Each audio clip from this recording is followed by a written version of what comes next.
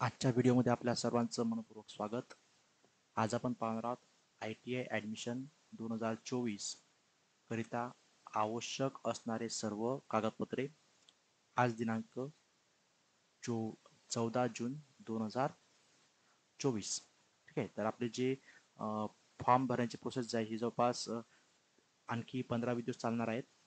तर या फॉर्म भरल्यानंतर जेव्हा तुमचं ॲडमिशन किंवा कुठे नंबर लागल्यानंतर तुम्हाला प्रवेश घेण्याकरता कोणते कोणते डॉक्युमेंट्स आवश्यक आहेत त्याची आपण एक यादी बनवली आहे. तर आपण एक वेळ ते चेक करून घ्या. यादीमध्ये अनुक्रमांक, आवश्यक कागदपत्रे, कास्टचा प्रवर्ग, SC ST OBC VJNT EWS आणि ओपन EBC. तर SC ST करिता कोणते कोणते आवश्यक असेल तर पहिलं 10वीची मार्कशीट, मूळ मार्कशीट. ही जी मार्कशीट आहे ही सर्वांना त्यांनाच आवश्यकच आहे. नंतर TC, मूळ TC, ओरिजिनल TC आपल्याला आवश्यक आहे. नंतर जातीचा दाखला आवश्यक, डोमेसियल नॅशनॅलिटी सर्वांकरता आवश्यक आहे. नॉन क्रिमिलियर SC ST करता लागू नाही. आधार कार्ड सर्वांना आवश्यक आहे. EWS प्रमाणपत्र लागू नाही. आणि दिव्यांग खेळ इंटरमिजिएट ड्रॉइंग प्रमाणपत्र, इतर प्रमाणपत्र. जर आपण फॉर्म भरत असताना दिव्यांग, अपंग, इंटरमिजिएट ड्रॉइंग किंवा इतर काही स्पोर्टचे जर आपण या स्पोर्टच्या ज्या गुणांचा जर फायदा घेतला असेल, काही आरक्षण घेतलं असेल तर त्याचा ते आवश्यक त्याचं फॉर्म सर्टिफिकेट तिथं लागेल. नंतर राष्ट्रीयकृत बँकेचे पासबुकचे एक झेरॉक्स. जेव्हा समजा आपण इथं प्रवेश घेतो तेव्हा आपल्याला राष्ट्रीयकृत बँकेचं पासबुकची झेरॉक्स आवश्यक आहे. कारण की गव्हर्नमेंटने जे आहे ₹500 स्टायपंड हा तिथं लागू केला आहे. तर समोर आपल्याला इथं जो आहे ₹500 अकाउंटमध्ये जमा होण्याकरिता आपल्याला इथं पासबुक झेरॉक्स पण आवश्यक लागेल. नंतर आधार कार्ड, तहसीलदारांचा उत्पन्न दाखला आणि पासपोर्ट फोटो पण आपल्याला इथं लागेल. हे जे डॉक्युमेंट सर्वांना आवश्यक आहे.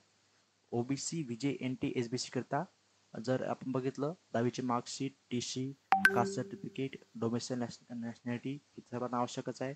यांना एक्स्ट्रा लागेल इथं नॉन क्रिमिलियर जे आहे OBC VJNT SBC यांच्याकरता आवश्यक आहे की जे 31 मार्च 2025 पर्यंत व्हॅलिड असेल ते. नंतर आधार कार्ड, उत्पन्न certificate, income certificate, passport photo. नंतर यांना EWS सर्टिफिकेट लागू नाही. जर त्याच पद्धतीनेच जर आपण जर इतर काही मार्कवर वाढले असेल, आवश्यक आरक्षण घेत असेल ते पण ते आवश्यक आहे.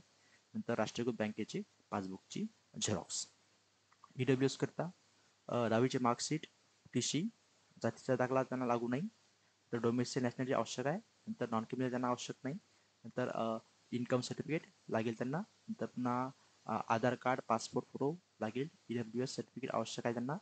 EWS सर्टिफिकेट ज्यांना आवश्यक आहे, जे EWS याचा इकॉनॉमिकल विकासेशनचा फायदा घेत असेल त्यांना आवश्यक आहे. आणि बाकी जर त्यांना काही जर प्रमाण असेल, ज्यांनी सांगितलं अपंग, खेळ वगैरे तर ते त्यांना आवश्यकता असेल.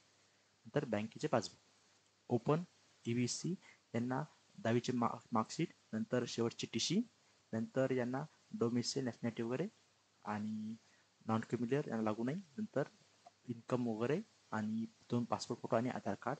नंतर यांनी जर काही समजा जर दिव्यांग खेळ वगैरे काही घेतलं असेल तर ते प्रमाणपत्र जर फॉर्ममध्ये मेन्शन केलं असेल तर. आणि राष्ट्रीयकृत बँकेचं पासबुकची झेरॉक्स. हे सर्व जे डॉक्युमेंट्स आहेत हे सर्व डॉक्युमेंट आपल्याला इथं आवश्यक आहे.